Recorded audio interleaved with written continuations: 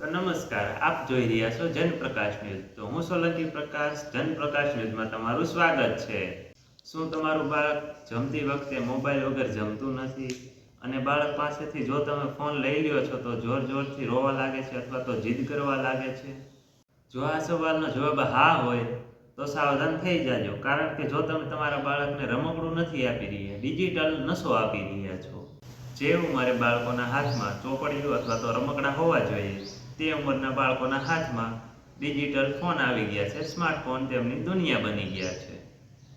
તો આજે આપણે વાત કરવાના છીએ જનપ્રકાશના આજ રિપોર્ટ પ્રમાણે કે બાળકોનું ભવિષ્ય સ્માર્ટફોન કેમ બગાડી રહ્યા છે અને વાલી તરીકે તમારે કયા વહેલાસર તમે જેમ બને એમ કયા કદમ ઉઠાવવા જરૂરી છે, કારણ કે તમારા બાળકોનું ભવિષ્ય ખોરવાઈ રહ્યું છે સ્માર્ટફોનના કારણે. હવે સવાલ એ થાય છે કે ભાઈ બાળકો ફોનના પ્રત્યે આકર્ષણ કેમ થાય છે? આનું કારણ આપણે જ છીએ. આની શરૂઆત આપણાથી જ થાય છે, કારણ કે આપણો સ્ક્રીન ટાઈમ વધારે હોય છે. આપણે ફ્રી હોય છે ત્યારે બાળકોને સમય નથી આપતા ને આપણે પોતે ફોન જોતા હોઈએ છીએ.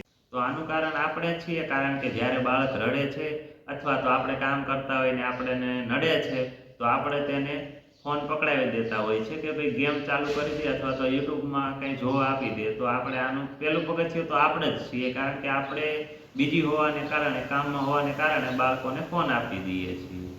મોબાઈલમાં આવતા રંગબેરંગી વિઝ્યુઅલ્સ અને તેનો અવાજ તેને આકર્ષણ કરે છે. તેનાથી બાળકને આનંદ થાય છે. વિઝ્યુઅલ્સ અને ફાસ્ટ અવાજને કારણે બાળકો આકર્ષણ થતા હોય છે, આકર્ષિત થાય છે અને તેના કારણે બાળકો મોબાઈલ વધુ જોવાનું પસંદ કરતા હોય છે. તેના મગજમાં એક આનંદ આપતા હોય છે.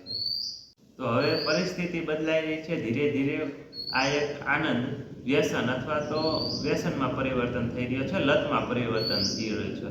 બાળક જ્યારે સવારથી ઉઠે છે ત્યાં સુધી સૂવે ત્યાં સુધી મોબાઈલની આદત થઈ ગઈ છે અને તેને મોબાઈલ જોવા જોઈએ છે. તો બાળકને થતું નુકસાન, તો જો તમને એમ લાગે છે કે ભાઈ બાળક ફોન જોવે છે તો તેમાં શું નુકસાન છે, તો તેના નુકસાન પણ તમે ધ્યાન આપો. તો આપણે આ જોવો કે નુકસાન શું શું છે. તો પહેલું તો માનસિક રીતે નુકસાન થાય છે. ઝાઝો સ્ક્રીન ટાઈમ હોવાને કારણે, કારણ કે બાળક સતત મોબાઈલ જોવે છે તો તેને આંખોમાં ચશ્મા આવી જાય છે અથવા તો માનસિક રીતે અસ્વસ્થ બની જાય છે, અથવા તો ગરદનમાં દુખાવો થઈ જાય છે, કડમાં દુખાવો થઈ જાય છે અને માનસિક રીતે અસ્વસ્થ બને છે બાળક. જે બાળક વધારે મોબાઈલ જોવે છે તેના સ્વભાવમાં પરિવર્તન આવે છે, કારણ કે સતત મોબાઈલ જોવાને કારણે જો તમે તેને ના પાડો છો તો તે જીદ કરે છે અથવા તો તેના સ્વભાવમાં ફેરફાર આવતો હોય છે. તે ગુસ્સેવાળો થઈ જતો હોય છે અને તેના સ્વભાવમાં પરિવર્તન આવે છે.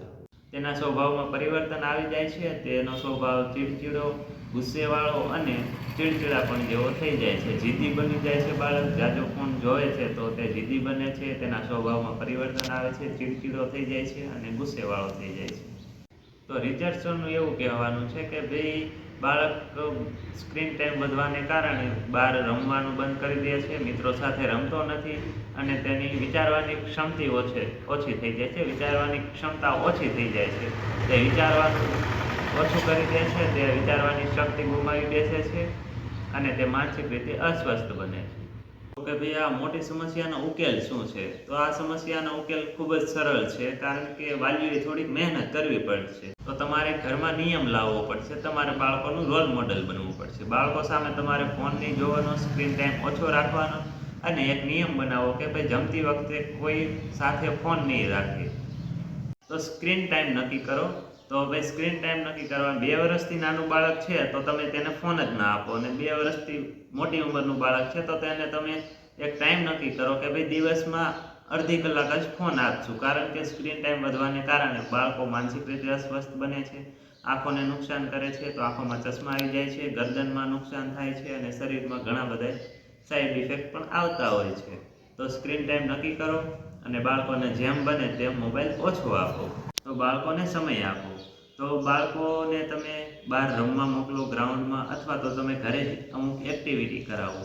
તેને ચેસ રમો, કેરમ રમો અથવા તો વોલીબોલ છે કે તમે એની સાથે રમત રમો અને બાળકોને સમય આપો. તો તે આપોઆપ જ ફોન ભૂલી જશે. તો મિત્રો, બાળકોને સ્માર્ટફોન આપવો નહીં. સ્માર્ટફોન આપણી સુવિધા માટે છે, ના કે આપણા બાળકોનું બાળપણ છીનવી લેવા માટે.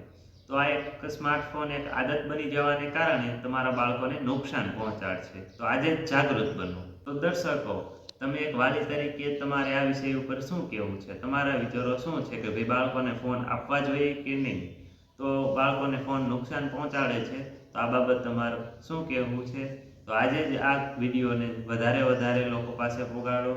જેના નાના બાળકો હોય તેને તમે સમજાવો અને લાઈક, શેર અને સબસ્ક્રાઈબ. તો એક વાલી તરીકે તમારું શું કહેવું છે કે ભાઈ તમારું શું માનવું છે કે બાળકોને ફોન આપવો જોઈએ, તેમના સ્ક્રીન ટાઈમમાં ઘટાડો કરવો જોઈએ? તો તમે દરેક માતા પિતા સાથે આ વિડીયો શેર કરો, જેનાથી તેમના બાળકોનું ભવિષ્ય ખોરવાય નહીં અને તેમના ભવિષ્યમાં તેના બાળકને કોઈ નુકસાન ના થાય. તો આવા નવા વિડીયો જોવા માટે અમારી ચેનલને હાલમાં જ સબસ્ક્રાઈબ કરો અને શેર કરો જેમ બને તેમ. તો હું સોલંકી પ્રકાશ, જનપ્રકાશ ન્યૂઝમાં અંત સુધી જોડાવા માટે તમારો આભાર. Thank you for watching. અને આવા નવા વિડીયો માટે અમારી ચેનલને પ્રોત્સાહન આપો, આગળ વધારવા માંગો. તો થેન્ક યુ.